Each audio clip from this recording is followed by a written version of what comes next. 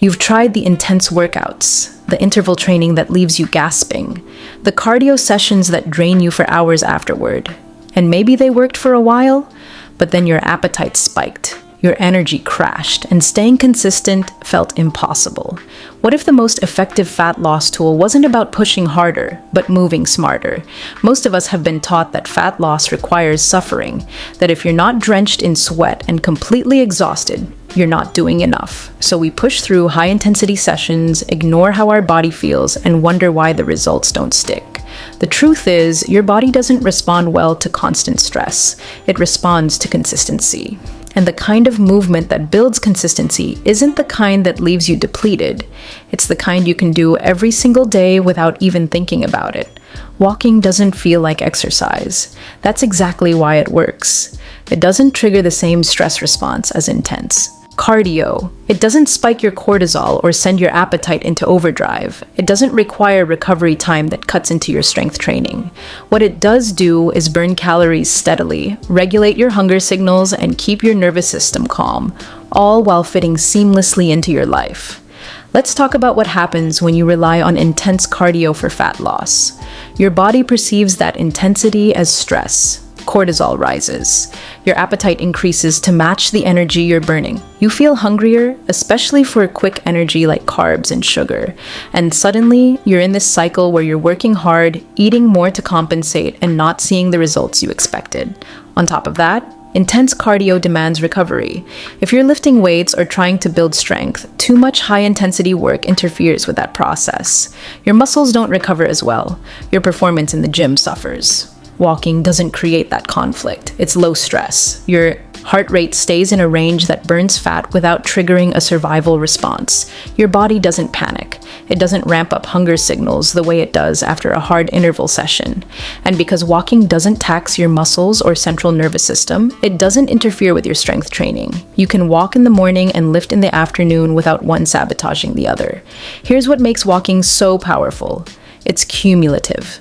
A 10-minute walk after breakfast, a 20-minute walk during lunch, another 10 in the evening. Those aren't dramatic workouts, but over the course of a day, they add up to real calorie burn. And over weeks and months, they add up to sustainable fat loss that doesn't require you to fight your body the entire way. Let's talk about appetite regulation, because this is where walking really shines. When you do intense cardio, your body compensates. It increases hunger to match the energy expenditure. That's not a failure of willpower. That's biology. Walking doesn't trigger that same response. Because the intensity is low, your body doesn't perceive it as a threat. Your hunger stays regulated. This is especially important for women whose hormones are more sensitive to stress and calorie restriction. Walking supports your hormonal balance instead of disrupting it. It keeps your cortisol levels stable, which means better sleep, better recovery, and less stress-driven fat storage. Sustainability matters more than intensity. You can do the hardest workout in the world, but if you can't keep it up for more than a few weeks, it's not going to change your body long-term. Walking is something you can do forever. It doesn't require motivation. It doesn't require a gym. You just go. And because it's easy to start, it's easy to keep going. Here's how to make it work. Aim for 7,000 to 10,000 steps a day. If you're starting from a low baseline, don't jump straight to 10,000. Start with where you are now and add 2,000 steps. That's about 20 minutes of walking. Do that for a week or two until it feels normal. Then add another 2,000. Keep stacking until you're comfortably in that 7,000 to 10,000 range. You don't need to block out an hour and call it a workout. Walk while you're on the phone. Park farther away. Take the stairs. Walk after dinner instead of sitting on the couch. These small decisions add up faster than you think. And because they don't feel like exercise, they don't come with the mental resistance that makes you skip the gym. Walking also improves everything else you're doing. Better sleep because your body isn't overstressed. Better recovery because you're moving blood and oxygen without creating more damage. Better mental clarity. And better adherence to your nutrition plan because your appetite isn't all over the place.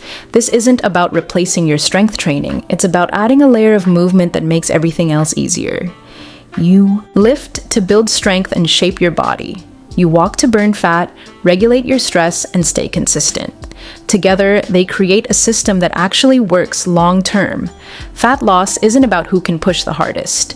It's about who can stay consistent the longest. And walking is the most consistent thing you can do. So stop waiting for the perfect workout plan. Just walk. Walk today, walk tomorrow. Walk until it's so automatic you don't even think about it anymore.